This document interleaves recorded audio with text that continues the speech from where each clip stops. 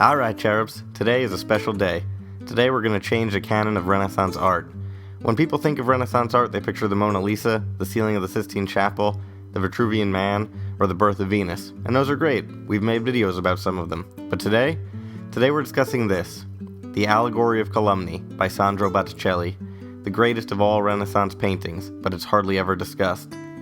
I want you to think of this painting when you hear the words Renaissance art. The full name of this painting, it could be argued, is the Allegory of Calumny by Apelles. Apelles was a Greek painter favored by Alexander the Great, and though none of his paintings have survived the 2,500 years since then, descriptions of his work have survived through classical writers. Allegories describe abstract ideas using representational figures, and this painting is an allegory of calumny. Calumny is a fancy word for false statements made with the intention of destroying somebody's reputation. The story goes, according to classical sources, that Apelles once had his reputation questioned by a rival artist and was thrown into prison for it.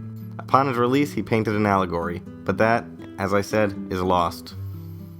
A Syrian writer who lived during the Roman Empire named Lucian, however, described this work in detail while it survived.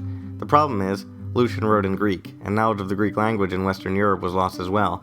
So this allegory, by the greatest of Greek painters, was entirely lost to Western Europe, even its reputation, until the early 15th century. With the Greek-speaking city of Constantinople under attack by the Ottoman Empire, and the intellectual movement of humanism sweeping through Italy, Greek-speaking scholars from the dying Byzantine Empire started to visit and take up permanent residence in cities like Florence, who welcomed their knowledge of ancient languages. Among the texts translated into Latin during this time was a description of Apelles' great allegory by Lucian. As architects, writers, and artists began to purposefully, and, as they saw it, heroically rescue the heritage of Greece and Rome, a humanist named Leon Battista Alberti included Lucian's description in his book De Pictura, or On Painting. There he described that, "In the painting there was a man with enormous ears sticking out, attended on each side by two women, Ignorance and Suspicion. From one side, Calumny was approaching in the form of an attractive woman, but whose face seemed too well versed in cunning, and she was holding in her left hand a lighted torch, while with her right hand she was dragging by the hair a youth with his arm stretched out towards heaven. Leading her was another man, pale, ugly, and fierce to look upon. They identified him correctly as Envy. There are two other women attendant on Calumny and busy arranging the mistress's dress. They are Deceit and Malice. Behind them comes Regret, clad in mourning, and in her train, chaste and modest Truth." Sandro Botticelli then used this description to create this, a revival of Apelles' original work. So now we can identify some characters. This central figure in blue is Calumny, who drags some poor innocent youth behind her. Calumny is led by a representation of Envy, while Deceit and Malice fixed her hair. They all lead the innocent man to this fellow, who has large ears similar to the fabled King Midas.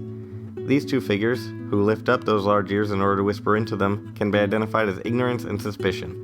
Behind them all, we have Remorse dressed in black and Truth dressed in her birthday suit. This painting gives new life to the classical painter Apelles and his lost allegory. How can there be a greater representation of Renaissance art? The rebirth of a classical Greek painting using the writings of a Roman scholar.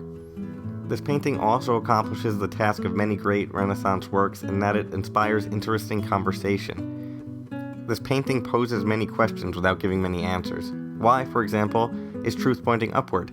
Is it because she points to divine justice in cases where terrestrial justice fails? And why is she pictured as the opposite of Remorse? Remorse is old, ugly, and dressed in layers, while Truth is young, beautiful, and naked. If you have any ideas, tell us about them in the comments section below. In our opinion, this is the greatest example of Renaissance art. What do you think? Let us know in the comments. If you like this video and want to hear us discuss other great paintings, please subscribe. It's free.